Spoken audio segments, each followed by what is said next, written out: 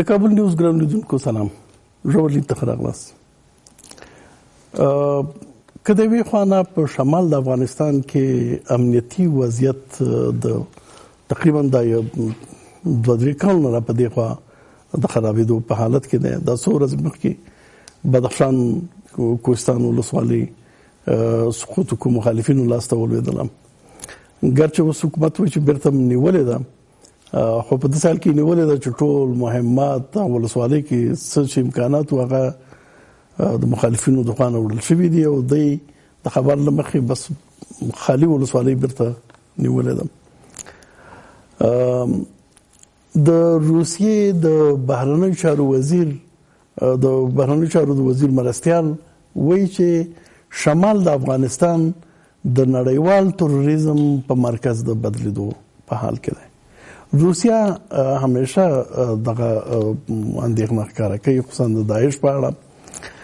دی وایي چې نه یوازې د داعش غړي چې دلته وو د مرکزي اسیا، بلکې په سوریه او عراق کې چې کوم داعشیانو هغه اوس د افغانستان ته راغلي د 4,000 نه تر 10,000 پورې کسان د داعش ته ده چې د نیمایي تعداد په شمال کې دي. نو نن بحث په همدې باندې دی، شمال وضعیت په اړه، ولته د داعش په وضعیت باندې بحث کوو او په دغه بحث کې موږ سره ملګری دي ښاغلی سیف الدین سایس د بدخشان د مدني ټولنو رئیس، زمونږ بل ملمه دی ښاغلی اسحاق اتمر سیاست چارو شنونکی، او زمونږ درېیم ملمه هم دی ښاغلی وحید مژده د سیاست چارو شنونکی. ستړي مه شئ، په خیر راغلی.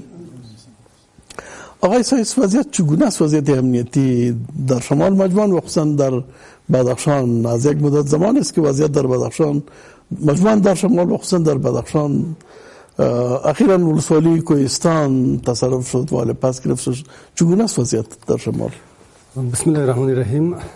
سلام بر شما و بیننده های خوب شما.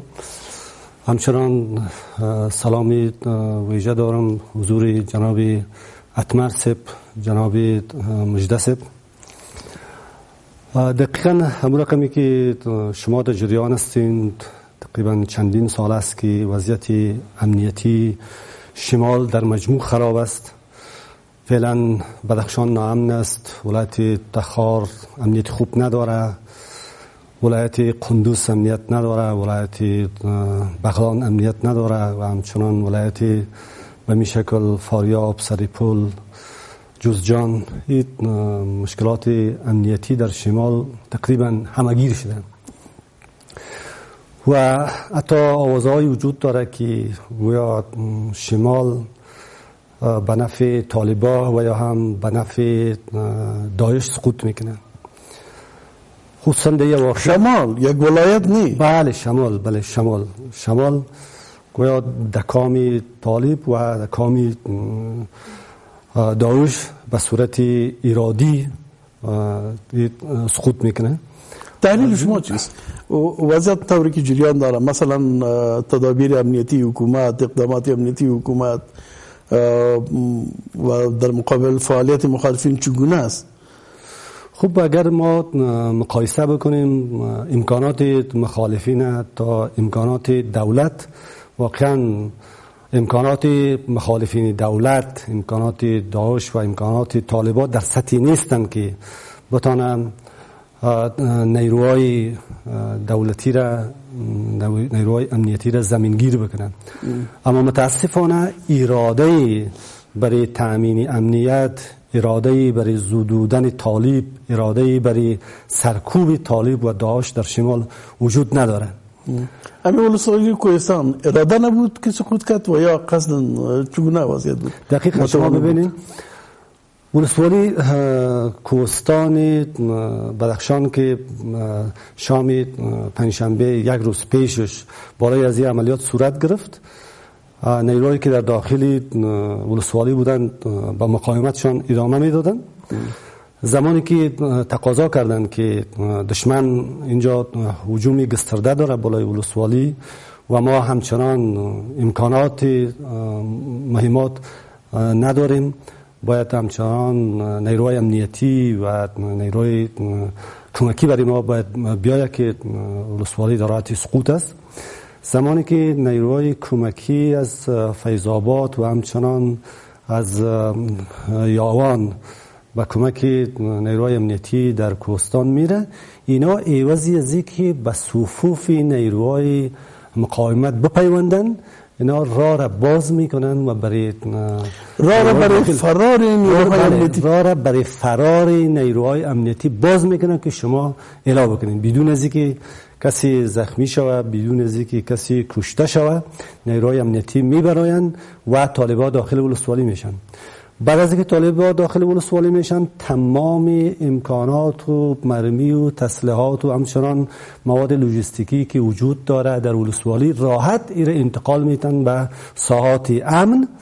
بعد از او باز دیروز تا 9 بجه روز اینا با حتی 30 تن گندم هم از نیروی امنیتی اونجا بود که 30 تن گندم هم توسط مرکبا و ساعات امن انتقال میتن طالبا. بعد از اینکه کاملا تمام امکانات ولسوالی را انتقال میتن و ولسوالی را تعمیرش حریق میکنن، تعمیر قماندانی امنیه را حریق میکنن، باز راحت میبراین میرن. بعد از او باز نیروهای وقتی که ما میبرن نیروهای بعد از اونا که کاملا میبراین از ساحه، بعد قطعه خاص میره داخل ولسوالی میشن. شما ببینید که اگر اراده برای تامین امنیت و اراده برای سرکوب دشمن از جانب نیروهای امنیتی بدخشان و همچنان از طرف حکومت مرکزی وجود داشته باشه، زمانی که طالبان در ساحه وجود دارن، امکانات انتقال میتن، هیچ نوع اقدامی علیه طالبان صورت نمیگیره.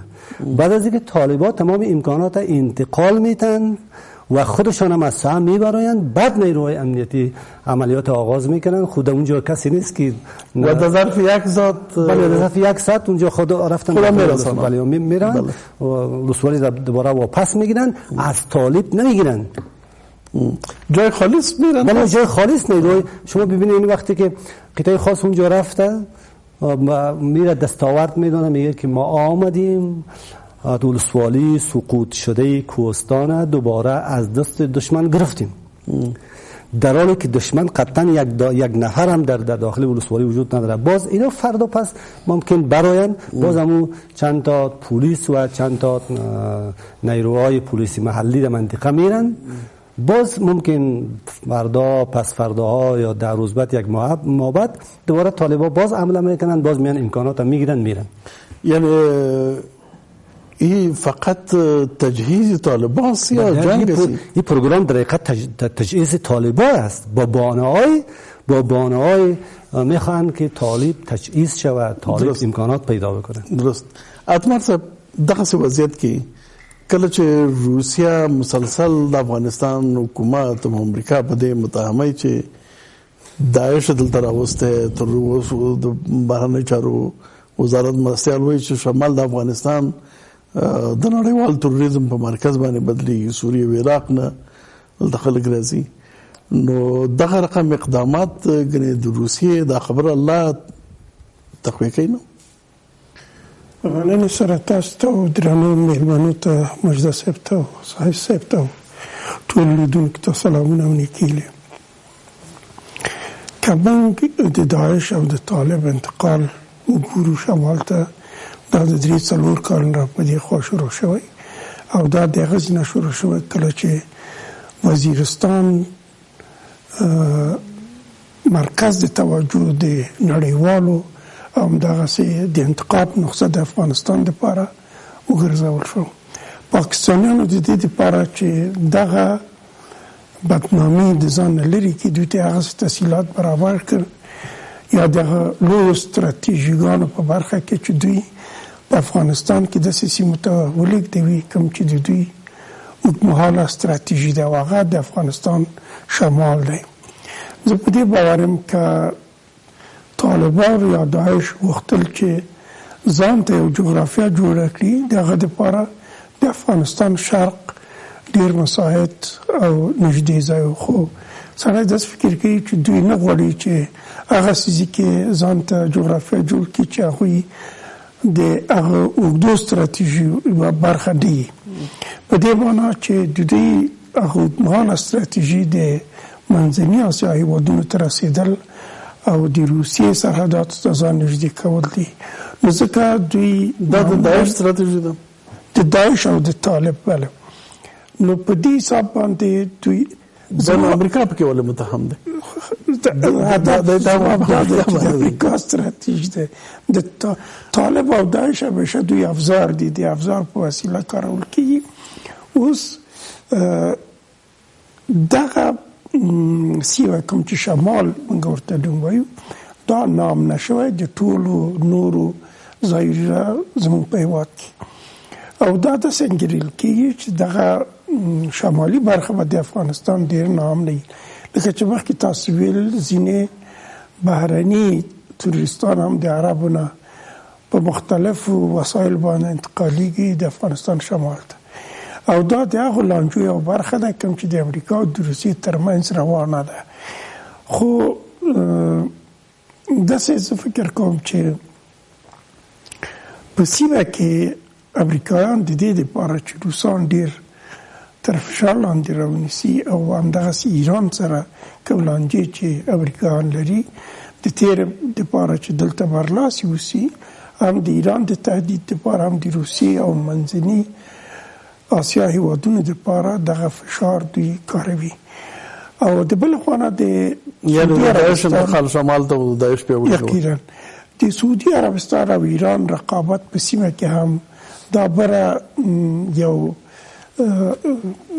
یو بلګه کېدی شي چې کېدی شي ایران او عربستان سعودي هم دلته په خپل منځ کې د رقابتونو یو ډګر وګرځوي.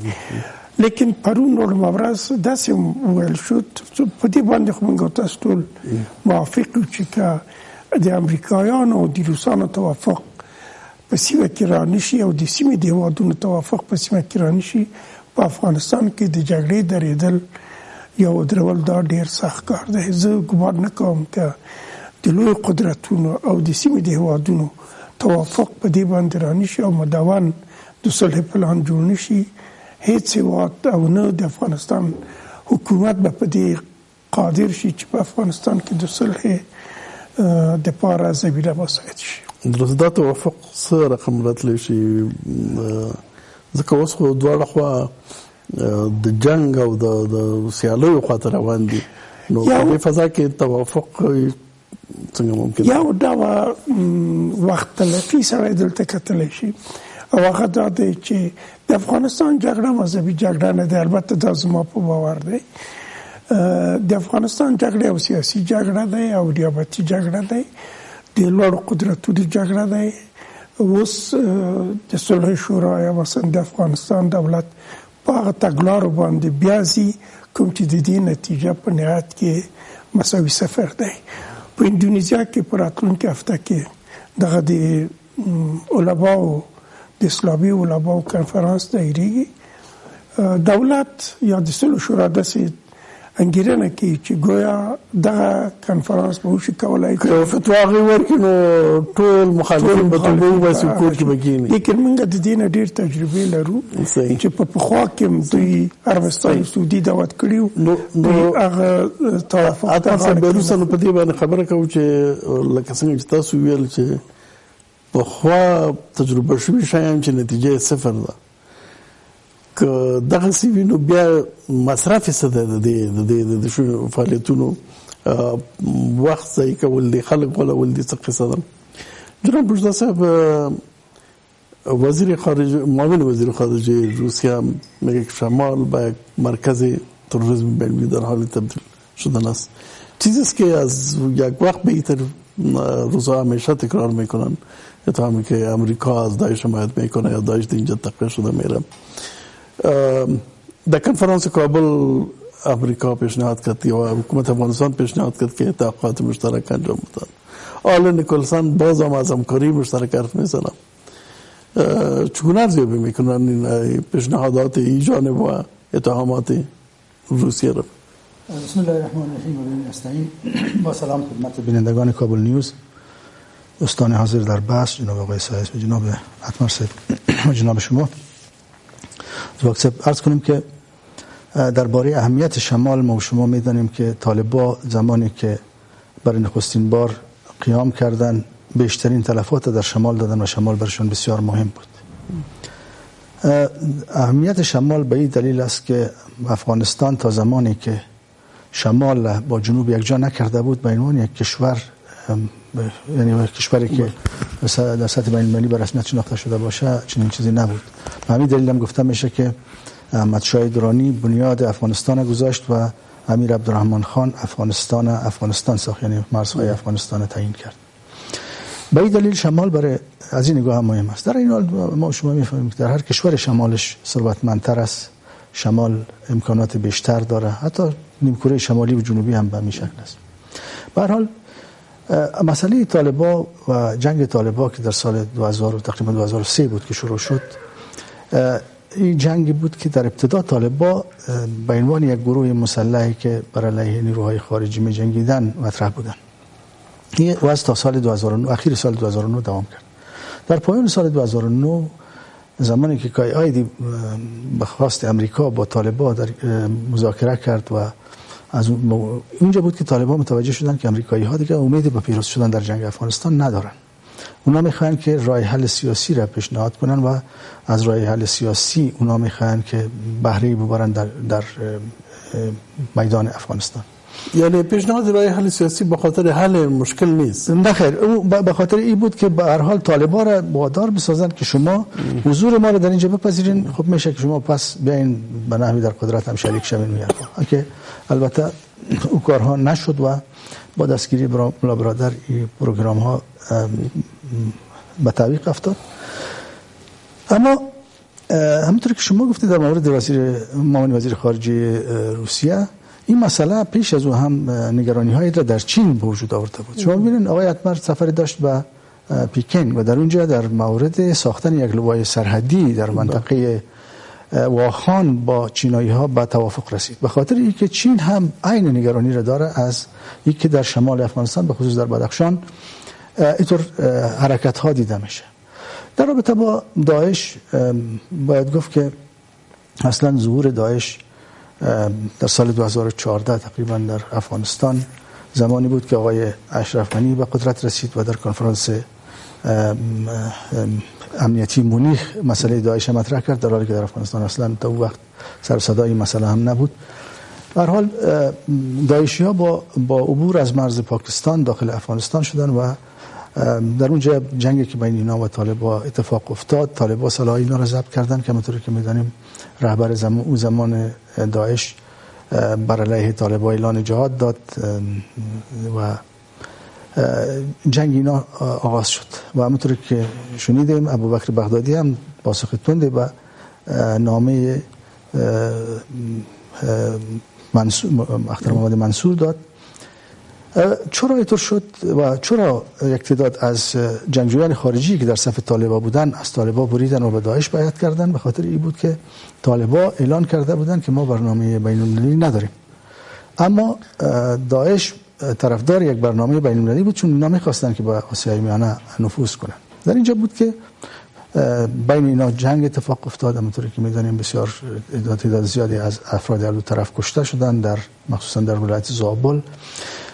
اما پیش از این هم طالبان متوجه شدن که یک سلسله تغییرات زمانی که اعلان مرگ ملا محمد عمر شد، یک سلسله تحولاتی در صف جنگجویان خارجی آمده. به این معنا که نیروهای امنیت ملی افغانستان یک چند فامیل در مسیر راهشون به طرف شمال افغانستان دستگیر کردن که مشخص شد اینا فامیل های جنگجویان ازبک‌تبار خارجی هستند. این مسئله سبب شد که طالبان متوجه شوند که داعشی ها یا ازبک ها به طرف شمال در حال انتقال هستند، یعنی افراد خانواده خود، اطفال و زنان از راه زمین از راه موتر میفرستن و خودشان از راه کوه میخوان به طرف برن از راه چترال. همینجا بود که این مسئله توجه طالبان هم جلب کرد و طالبان هم به طرف شمال لشکرکشی کردند که جنگ های اتفاق افتاد و بالاخره طالبان تونستن بعضی از مناطق بگیرن. اما یک چیز دیگه که من فکر میکنم جناب آقای سایس هم با ما تا حدی را موافق باشن، این است که اختلافات داخلی در میان جنگ سالارای داخل خود بدخشان هم در این مسئله به تاثیر نبود، به خاطر اینکه یک تعداد افراد مسلح هستند که اونا نه به دولت وابسته هستند، نه به طالب و نه به کدام گروه دیگه. اونا و فکر به دست آوردن منافع مادی خودشان هستند. مثلا معادن است در اونجا، لاجورد است دیگه، اینا از اون استفاده میکردن. یک دیگه که از این کار که اونا یعنی همه چیز به خود اختصاص داده بودن، ناراضی بودن، اینا رفتن و طالبای بدخشان تشویق کردن که بیان به بدخشان. امروز تشویش روسیه ببخشید بیشتر از اینکه حرکات داخلی چیست در افغانستان و چقدر باعث شده که جنگجوهای خارجی و داعش به شمال بیان، حمایت امریکا و استفاده ابزاری امریکا قابل تشویش از بلش. ماندار بعضی مسائل اتفاق افتاد در افغانستان که سبب نگرانی کشورهای آسیای میانه شد. البته در اینجا باید این مثلا در نظر گرفت که فدراسیون روسیه هم در رابطه با این مسائل منافع خودش در آسیای میانه هم دنبال میکنه. به این معنا که هر قدر نگرانی در اینجا بیشتر شود از ظهور داعش، کشورهای آسیای میانه نگران استراتژی امریکا در منطقه میشن و بیشتر به طرف روسیه تمایل نشان میدن. اینا مسائلی هست که باید در نظر گرفت که تنها و تنها اتهام بستن ها به این معنا نیست که واقعا هر چی که در اینجا گفته شده اما درست باشه. برای من مثال بعضی از وکلای پارلمان مثلا بارهای مثلا مطرح کردن که در شرق افغانستان از داعش حمایت میشه، اما این که واقعا در شمال افغانستان همچین چیزی باشه این هم جای سوال داره، چرا که در اونجا ما تا جایی که میدانیم انتقالاتی که صورت گرفته افراد داعش به اون سمتا که رفتن بیشتر امی افرادی هستند که مربوط به حرکت اسلامی ازبکستان بودن و این افراد با ISI بیشتر رابطه داشتن. به نظر میرسه که شاید یک نوع رابطه که اینا با ISI داشتن سبب شده که اینا با همکاری و CIA قبلا وجود داشت. چنین چیزایی را میتوان پیش بینی کرد، اما این که همه یعنی هم داعش و هم طالب عین مفکوره را داشته باشند چنین چیزی نیست، به خاطر اینکه تعداد زیادی از افراد دو طرف در جنگ‌های ذات البینی کشته شدن، مخصوصا افراد بسیار مهم از طالب. یعنی تشویش روسیه عمدتاً از ناحیه داعش است تا طالب. بله، و ارتباط روسیه با طالبان هم که همونطور که چند بار هم آقای کابولوف این مسئله را اعلان کرد، به خاطر این است که خود از شر داعش یعنی بین بد و بدتر بالاخره بد انتخاب کردن، به خاطر ای که از شر بدتر خدا نجات داده باشن. اما به نظر میرسه که فعالیت های داعش در شمال به خصوص همونطور که اشاره کردن بیشتر که در مورد آمدن جنگجویان دیگه از سوریه و شمال افغانستان و یک امنیت ملی افغانستان اعلان کرد که حتی یک کسی را که با زبان فرانسوی یک زن صحبت میکنه دستگیر کردن. این البته بدون تردید فرانسوی نیست، ممکن است که از کشورهای عربی باشه مثل الجزایر. بله، اما اینا سبب نگرانی های هم در چین شده و هم در آسیای میانه، چنانچه مسئله وند چیره گفتم. یولنده دمالو دمینور سباسته دمور